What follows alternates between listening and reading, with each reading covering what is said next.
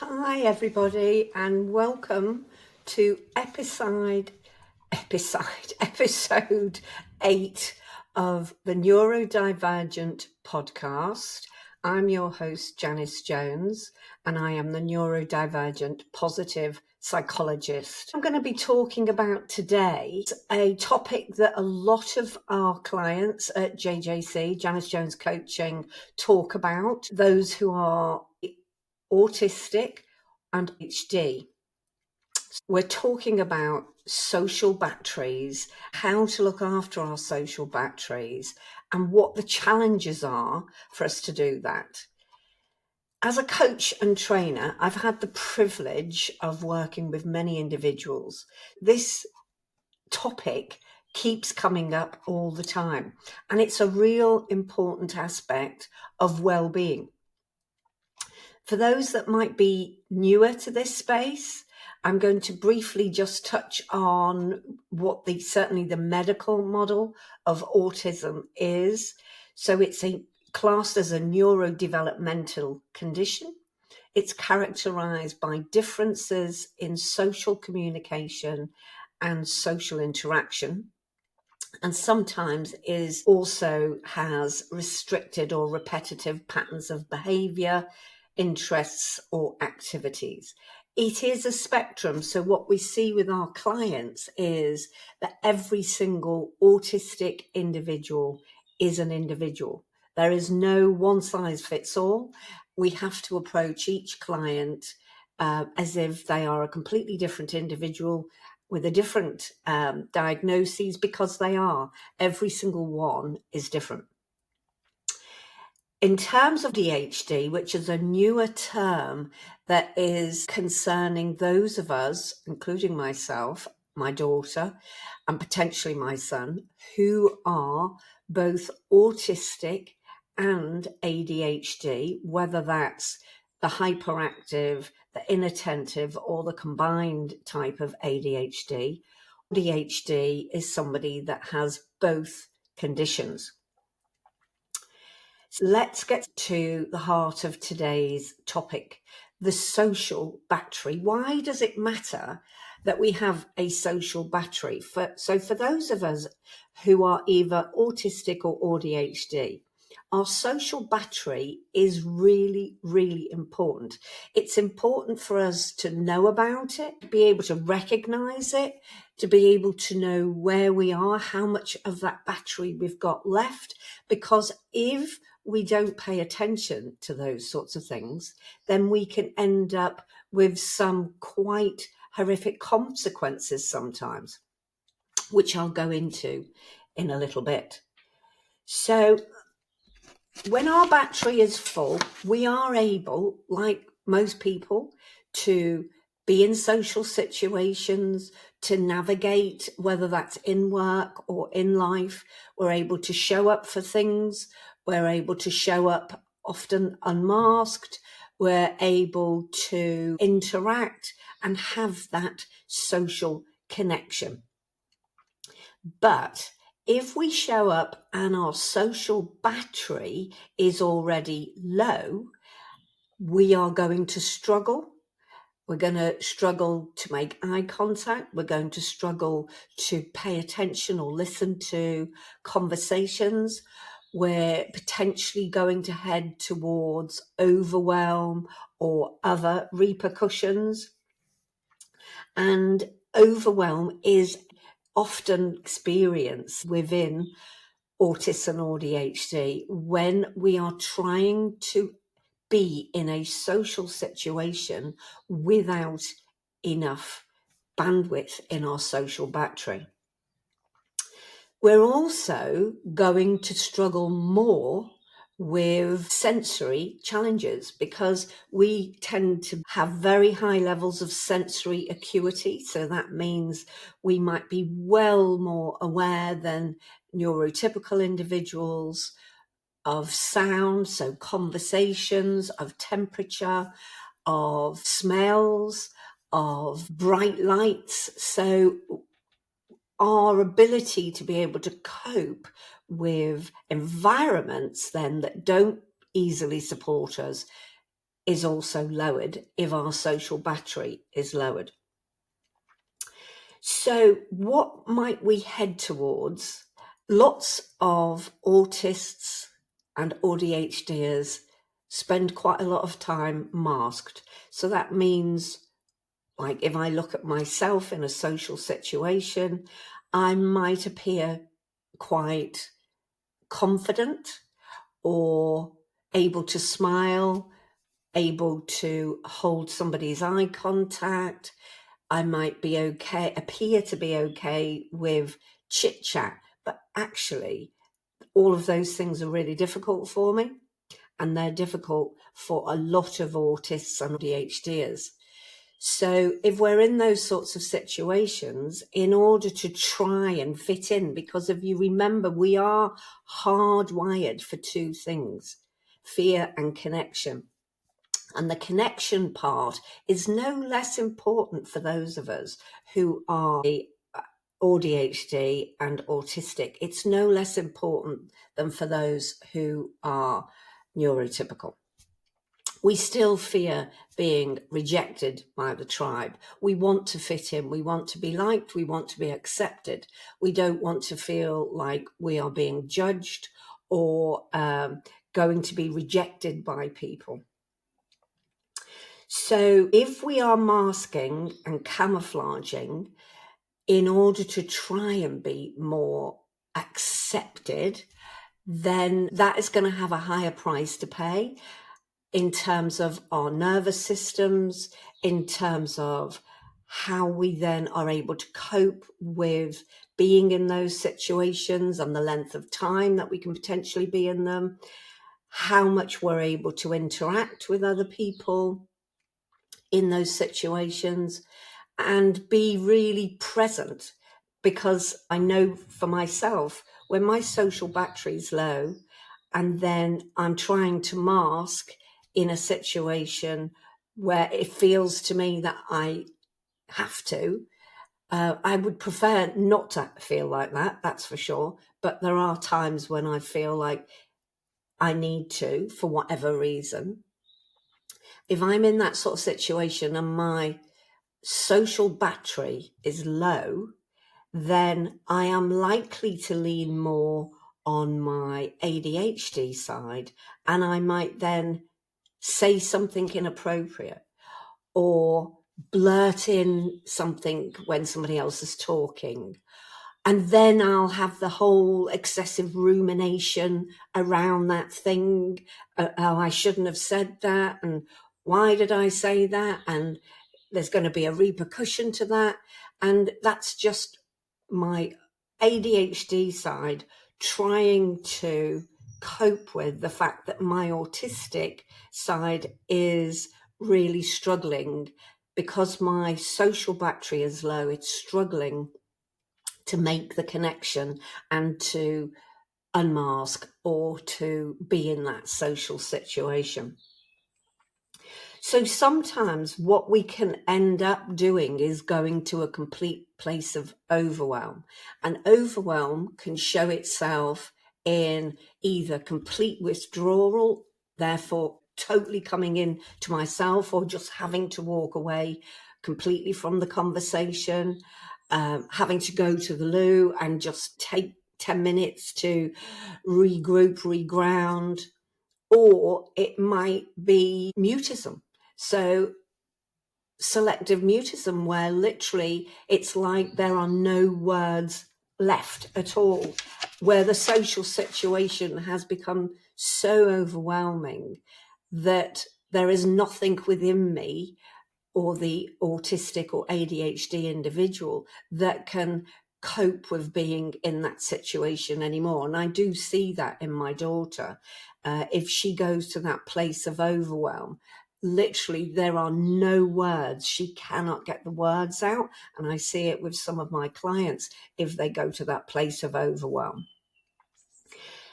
There are also meltdowns. So sometimes instead of going internal and becoming mute, there could be a tearful episode or a really angry or frustrated episode which is part of what we can term a meltdown, which is literally that there is no more bandwidth left to try and fit in with the social norm, and this whole meltdown or overwhelm can occur.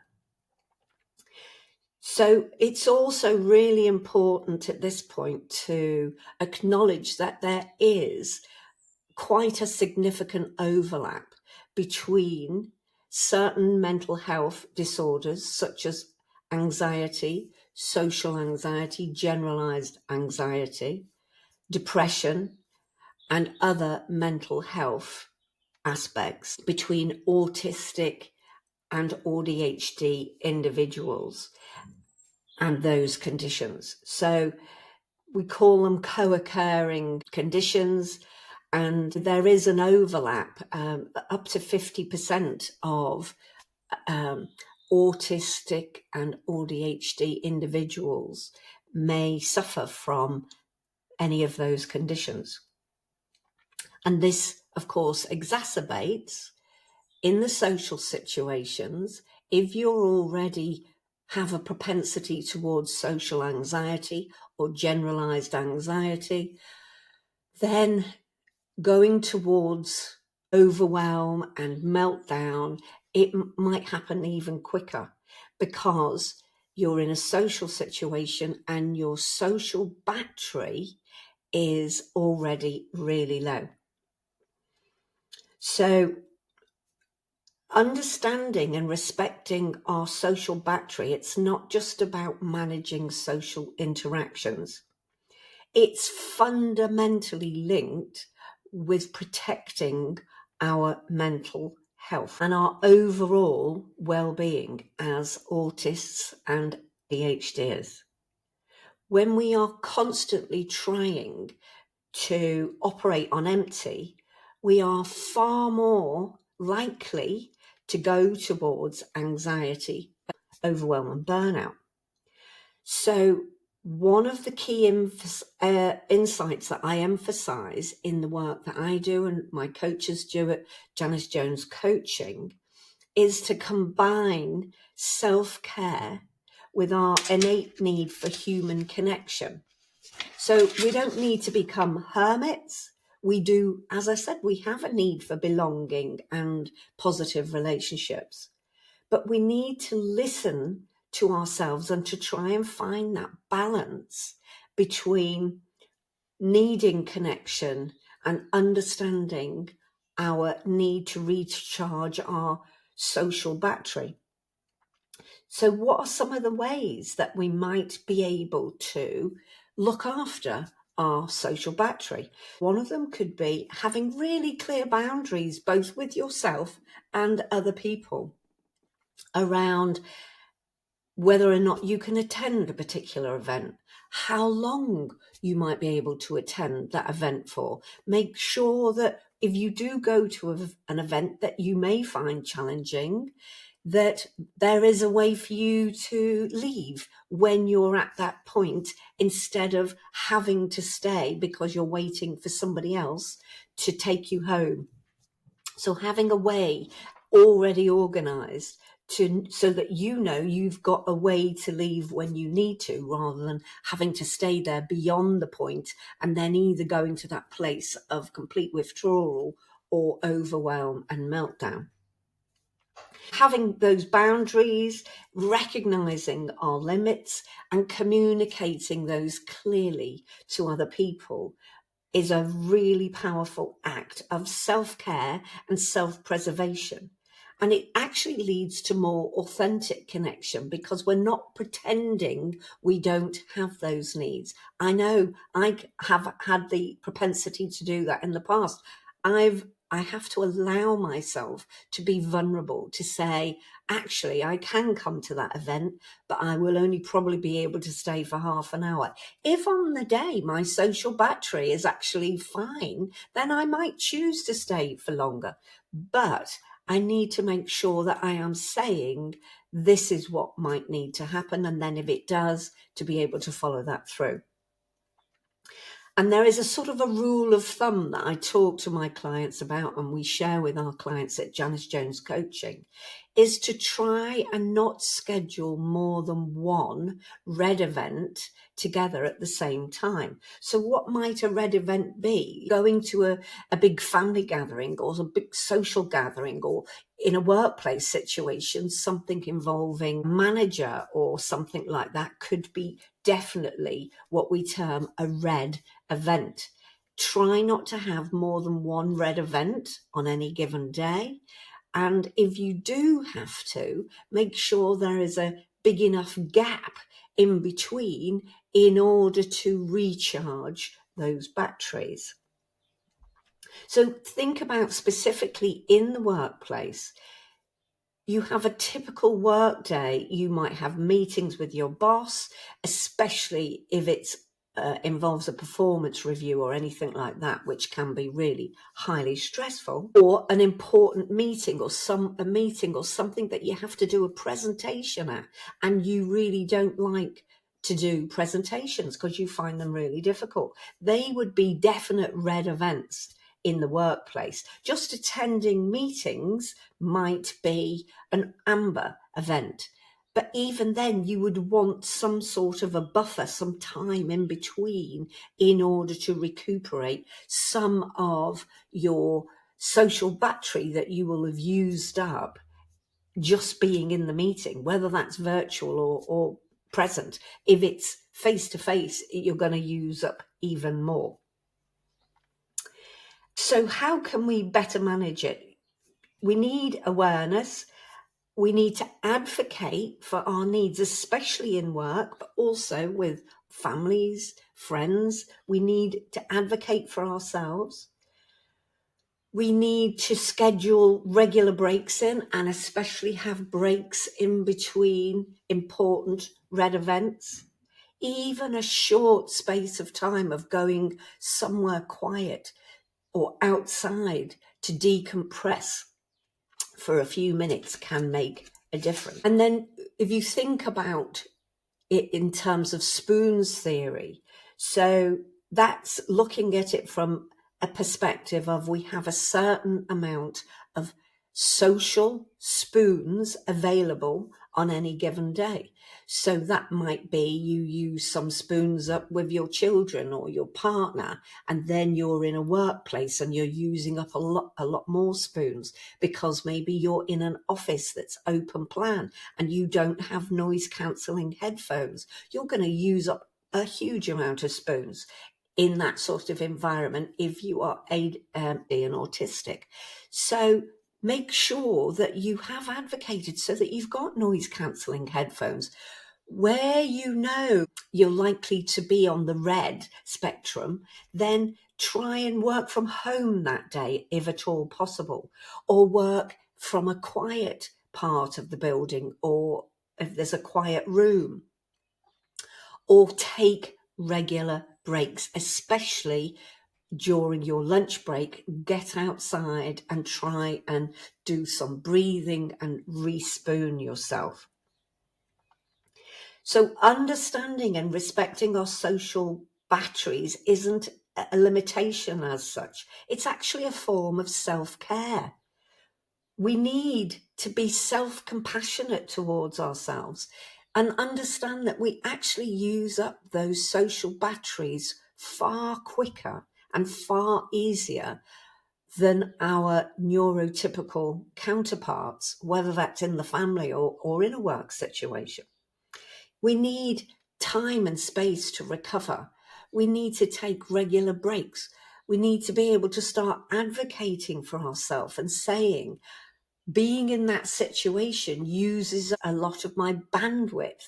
I need to be able to re-spoon and explain to them what re-spooning might be, whether that's just turning away from the screen, taking some 4-8 breaths, so 4 seconds in, 8 seconds out, in and out through the nose if possible, doing some mindfulness, doing some stop, breathe, be. So just when you literally stop doing what you're doing, it's not go, go, go, go, go. You respoon by consciously stopping in between tasks, breathing 3 or 4 deep 4-8 breaths, and then say to yourself, I'm just going to be where I am for a few moments with myself before I move on to the next task. It's helpful to actually physically get up from the desk. If you're working, long time at a desk, you need to be moving. You need to be getting outside where you can. You need to be going and sitting in a quiet space, or even going to the loo and taking an extra long loo break just to decompress can help you to respoon. I hope you found this episode helpful. Remember, if you are autistic or AuDHD, you really need to be thinking about your social battery. Do you have any red events coming up? If so, how are you going to manage them? The events themselves, how are you going to manage about that? Be compassionate towards yourself.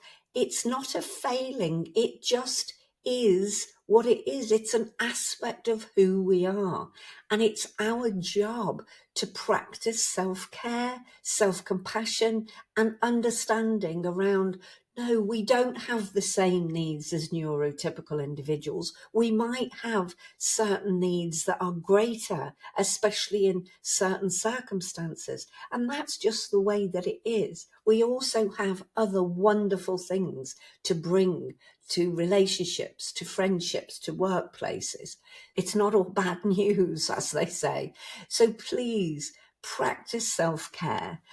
Be conscious of your social battery. Look after your social battery and really table in around red events and what you need to do to manage those events, rather than just expecting yourself to be able to cope with everything, especially back-to-back meetings, really important things happening on the same day.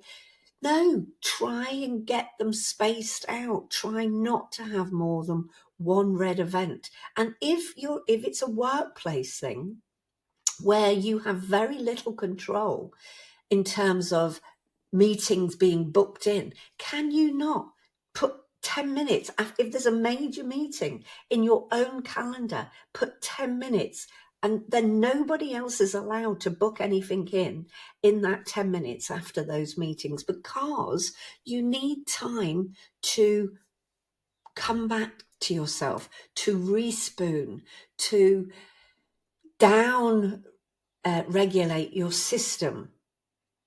And if we do that, we tend to have far less burnout, overwhelm. We don't have to go to that place of mutism. We don't have to go to that place of having a meltdown. We can take our space, state our needs. Hopefully those needs are met, at least in some part, and truly look after our social batteries, because it is one of the keys that really helps us to manage our ADHD and autism in a way that looks after our own well-being and mental health, which is so, so important. If you want to find out more about me, Jannice Jones, the neurodivergent positive psychologist, also known as Yoda on your shoulder, as dubbed by my clients, please get in touch. Support at Jannice Jones, that's Jannice with a double N, support at jannicejones.com. I'm on Instagram. I hang out mostly on LinkedIn, and you can also find us on the website, https:// // www.jannicejones.com. jannicejones.com, and that's Jannice with a double M. I hope you've enjoyed this episode. Please do follow me on everywhere that you listen to podcasts, and give it a like, a follow, and most importantly, a subscribe. If you subscribe, then you are able to be notified every time that there is a new episode, which is fantastic. Bye-bye.